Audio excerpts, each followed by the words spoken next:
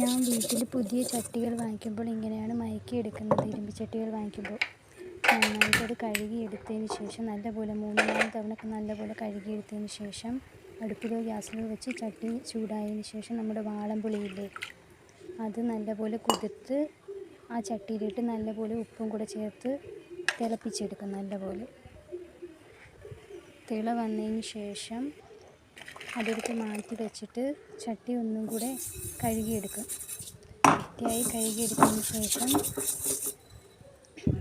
അത് വീണ്ടും അടുപ്പിൽ വെച്ച് അല്ലെങ്കിൽ ഗ്യാസിൽ വെച്ച് ചൂടാക്കിയതിന് ശേഷം അതിന് കുറച്ച് എണ്ണ ഒഴിച്ചിട്ട് നമ്മുടെ ഉള്ളിയില്ലേ, സവാള പകുതി കണ്ടിച്ച് ഇങ്ങനെ ആ സൈഡിലൊക്കെ അതിൻ്റെ എണ്ണ ഒന്ന് തേച്ച് കൊടുക്കണം നല്ലപോലെ. അപ്പോൾ അതിൻ്റെ ഒരു ചട്ടി പറ്റിയിരിക്കുന്ന ഒരു കറുത്ത കളറിൽ ഇളകിപ്പോകും.